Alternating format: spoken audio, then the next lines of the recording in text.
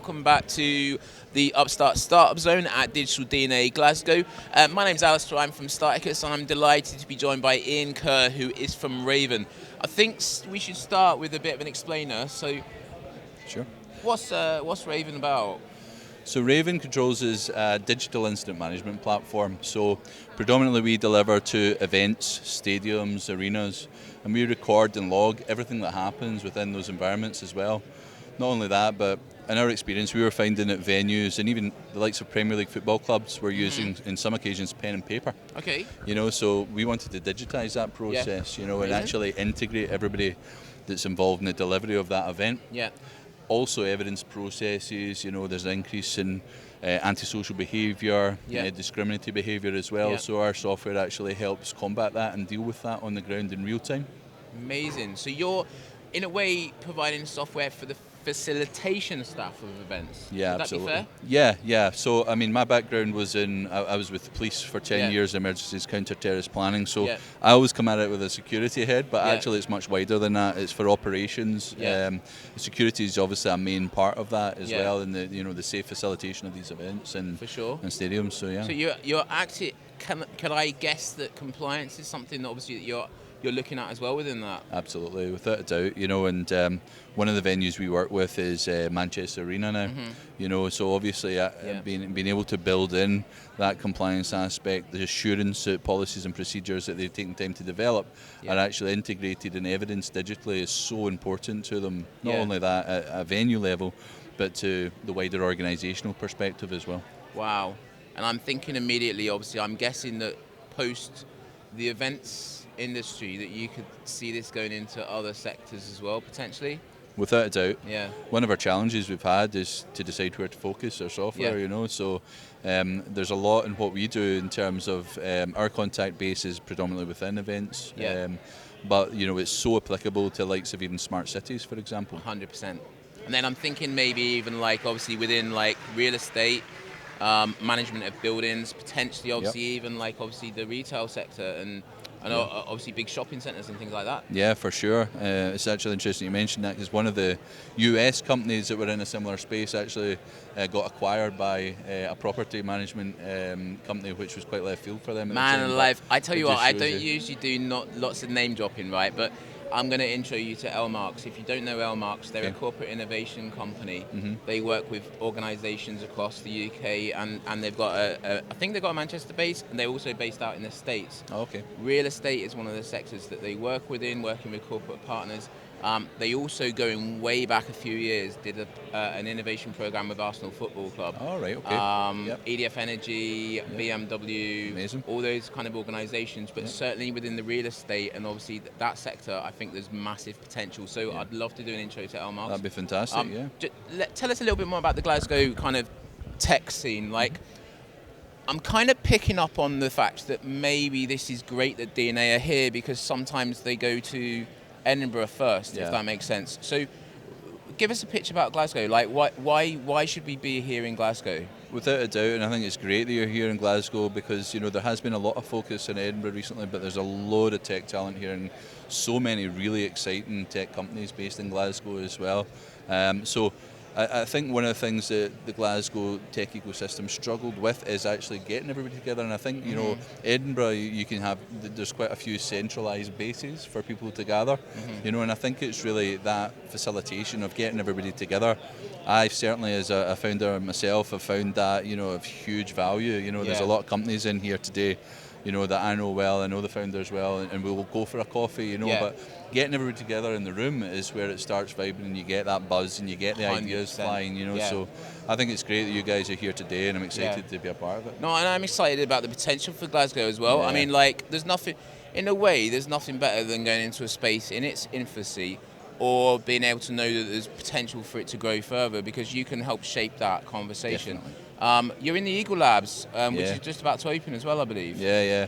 Really excited to go into Barclays Eagle Labs and Yeah, we've got an office, and it's been really interesting for us because we got rid of our office just before COVID hit. Kind of saw it coming, and I'm glad we did.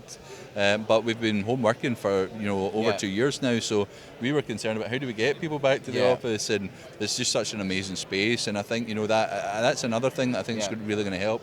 We're all about collaboration, and I think it's going to be a very collaborative environment. And the team are just they're psyched to get in that space because it's just brilliant. Big style. I'm doing an investment panel at 4:10.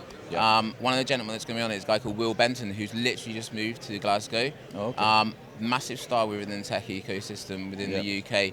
And he has a company called Meta, and they basically work with corporate innovation partners as well. Okay. One of those, interestingly, is in the aerospace sector. Okay. I'm thinking of obviously security within buildings, as in such as airports. I would definitely try and connect with Will while he's here at 4:10. Yeah. So, like, obviously, what's the next steps for you guys? Like, where are you at? Are you at this stage where you're looking for investment? Are you post-investment? No, so we originally got some angel investment in when we started in 2018. Now we're at the stage where we are looking for a larger seed raise, basically. We have got some amazing traction in the US right now. So we were looking at some strategic investment from the States, which is really interesting for us. In the States right now, there's one company that's really our main competitor who basically own the market. Amazing. But they've been in place for ages. They're just ready to be disrupted, and and the feedback that we're getting is that our products way in advance and a lot cheaper than what they have as well. So it's exciting. No, I think obviously in the kind of spirit of, like, obviously it's building community here.